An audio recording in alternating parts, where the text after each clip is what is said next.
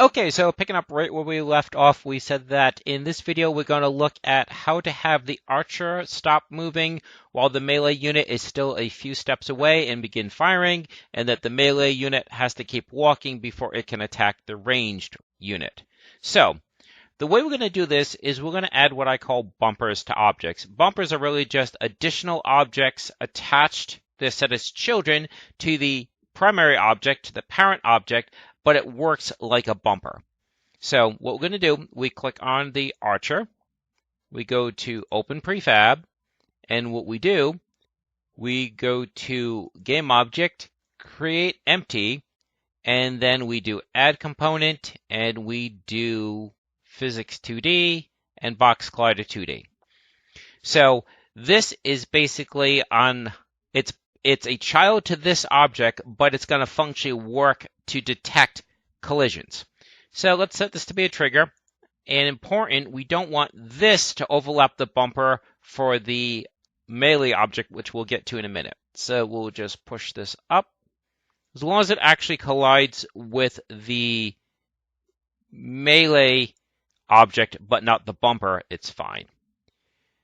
So on the archer itself, so not on the bumper, on the archer, we're going to go to tag, we go to add tag, we click on the plus sign, we'll call this our archer. Click on the archer again and change that, and actually assign it rather. Okay, so now we're going to do the same thing or similar to the melee. So we click on that prefab, open prefab, game object, create empty. Again, you can see it's a child, it's indented.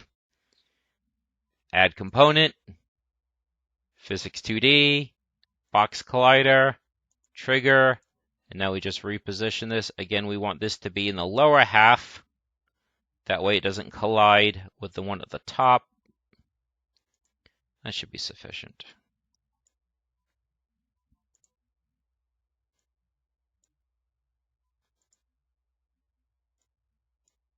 Oops.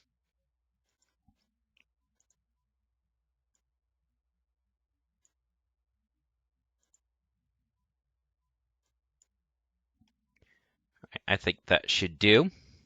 So basically we've added a child object to both of them, and that they're meant to, again, work like bumpers, but it's really just an empty object except for the collider. So now what we need to do, actually, we need to do one more thing. Let's go back into that prefab, and for the game object, that's the child object, we are actually going to assign a,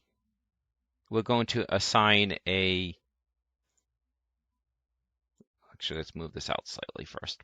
We're going to assign a tag to this. So we don't assign a tag to the bumper on the archer, but to the one on the melee. So we do add tag, and we'll call this enemy sword. Save.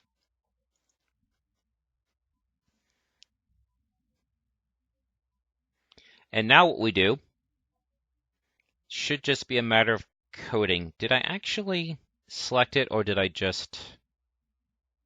Sorry for jumping around. I did not actually assign it. There we go, enemy sword. So create the tag and then assign the tag to that bumper object.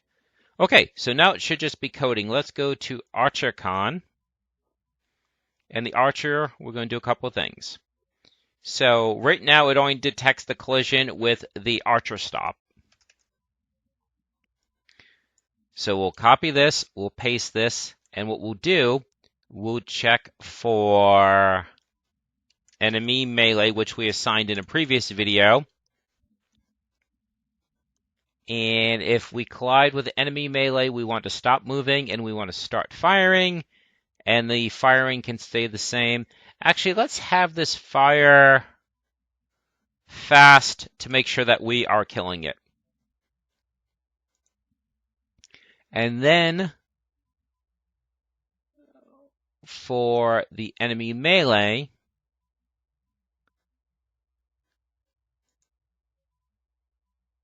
actually, archer con, we'll do one more thing while we're here. We'll copy this and we'll check for the bumper while we're here. So we said this was enemy sword. And it should already not be moving, so we probably won't need that. And what we'll do is we'll just do an instant kill. We'll just have it immediately be killed again just to test the functionality. We can ultimately add an enumerator like we did with the melee units in the last video. So we'll just do destroy game object. So again, this is attached to the archer. So, whoops, sorry, not game flow, game object. So if the archer collides with enemy sword, it'll instantly be destroyed. Again, we will have it refer out to an enumerator where it does damage over time, but I just want to test the functionality. For melee, enemy melee. For enemy melee, we want it to detect the collision with our archer. If it collides with our archer, it should stop moving.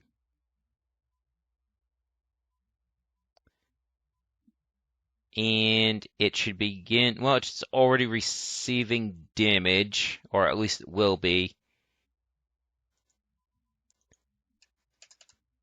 So if it collides with the archer, it should stop moving. And if it collides with our arrow, we need to add that yet, then it will come down to, we'll use the same receive damage coroutine. Eventually, you're either going to have to create multiple one of these or check to see which object, you know, how we're colliding with different objects. Not everything is going to do the same damage. So maybe what we do is we turn this into a variable and get the variable defined within the collision area. But we can look at that later. So we just want the basic functionality. If the enemy melee collides with the archer, it stops moving. If it collides with the arrow, it takes damage, which means we need to go to the arrow con, and we just need to do, if the other tag is enemy melee, then we don't need to do damage to the castle. We don't need to do a debug. We just need to have it self-destruct. And in this case, it can self-destruct immediately. And let's just go to the the arrow object, and let's give it that tag. So tag add our arrow. So I think that should do it. So we're going to have to run this a couple times to test everything. But what's most important this first time, the archer should stop, but the melee should not. The melee should keep moving and then stop when it reaches the archer. But we'll see how fast he's firing if we can test everything in one run or try it a couple times. All right, so he's coming out.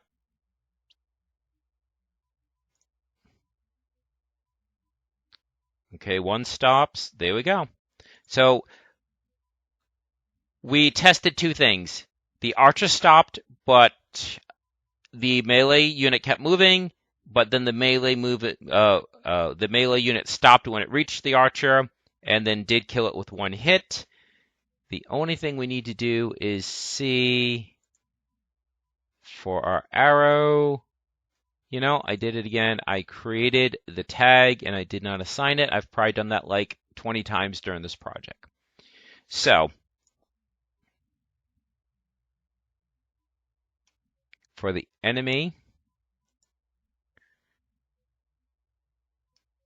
our arrow received damage. So it probably wasn't actually receiving damage because the arrow wasn't flagged to arrow.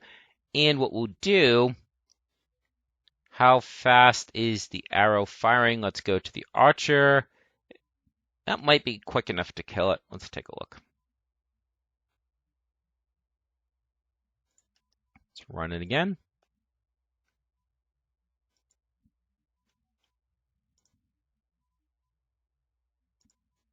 So that stops first.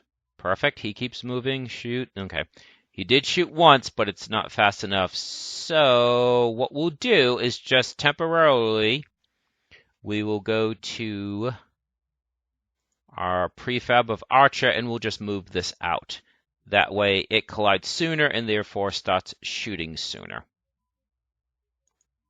The actual distance, again, is game balance as far as what kind of range do you want the Archer to have. So further out, 1, 2, here we go. So why did it take that many hits? I think the arrow is doing less damage. So actually it's receiving 5 points. Looks like it took 3 hits, didn't it? Not sure about that, but all the other functionality is indeed working. The Archer stops first. 1, 2, 3. Yeah, not quite sure why it's taking a 3rd hit. I'll have to check the math, but other than that, it is working.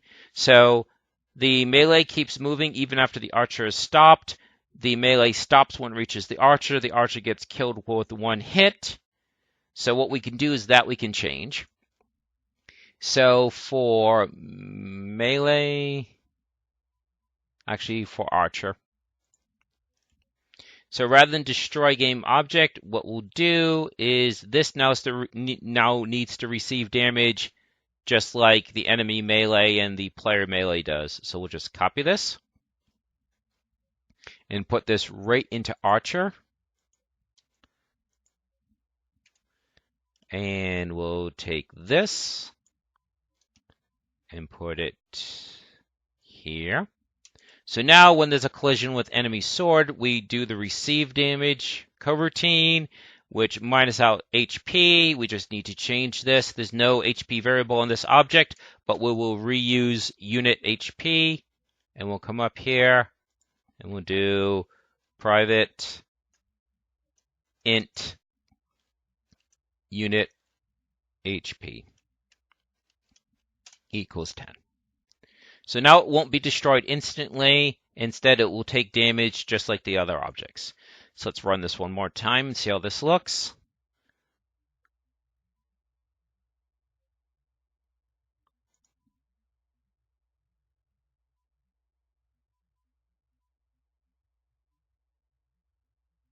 Okay. So now we will slow the arrow. So for Archer, we'll have them fire every like 3 seconds. And what we want to see is the Archer shouldn't die instantly, be destroyed instantly when the melee reaches.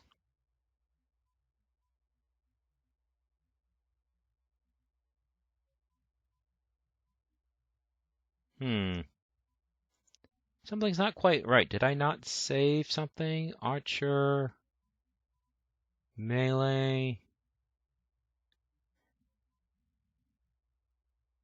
So the Archer is taking damage when it collides with enemy sword. All right, well, when in doubt, debug.log,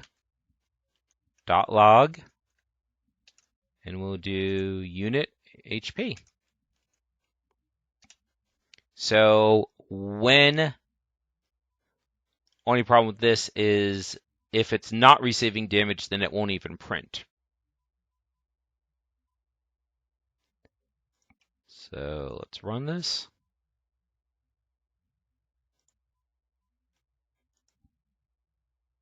So if it's receiving damage,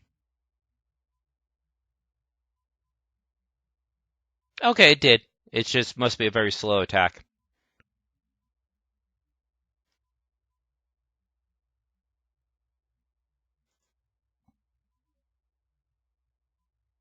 Oh, I know what I did wrong. So it is receiving damage, but what's happening is I didn't check to see what his health is. So remember how in enemy melee, we check to see what the health is? Check to see what the health is. I didn't check to see what the health was. So totally human error, no glitch.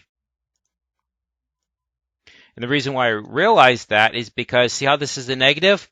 Something we haven't addressed yet. It keeps taking damage even though the enemy has been destroyed. So we'll get to that eventually. But when I saw that, I realized that it wasn't checking. So we'll go to Archer.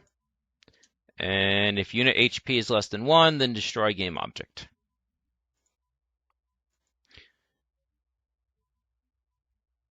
So, yeah, a few things we eventually have to work out, such as when an enemy is destroyed, the other unit keeps moving or starts moving again. See how he got destroyed even though the enemy was no longer attacking him? So those are the kind of things we have to reset. Okay, so I think we're really close to where I wanted to be in this video. I do want to see what's going on with the health of the melee, why he isn't disappearing when I would expect him to.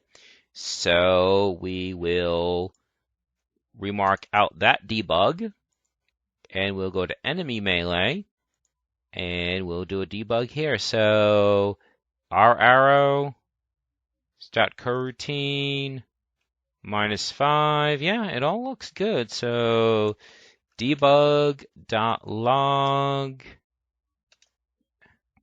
and enemy HP.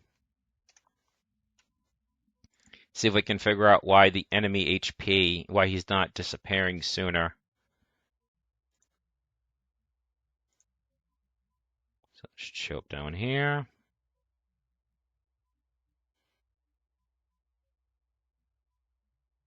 All right, worked that time. Or did a third shot come out?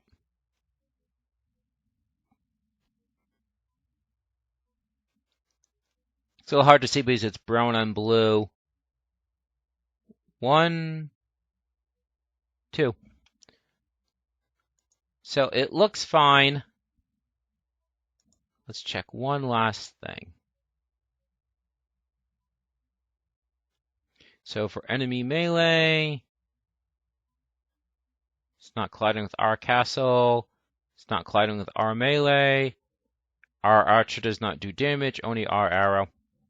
I can check it offline, but I think it's just about right. I think it's just a tightening up of when things happening.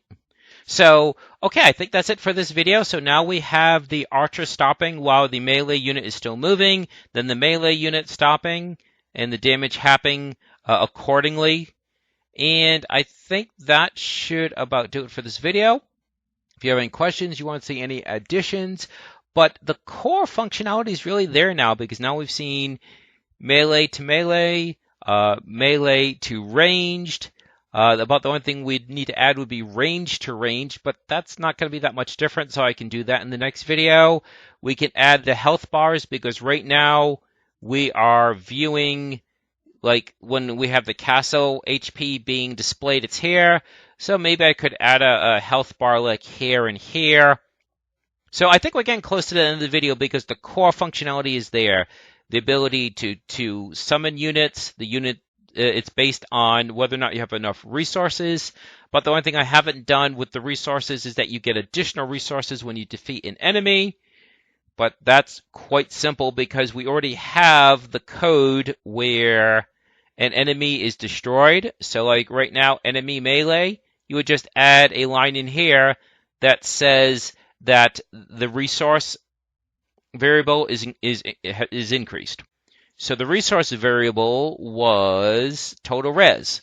So you would just do something like, in here you do total res equals total res plus 5. It's that simple. Okay, so leave any questions in the comments field if there's any functionality that you'd like to see. So I think we're really close. So one more video where we'll probably do ranged versus ranged.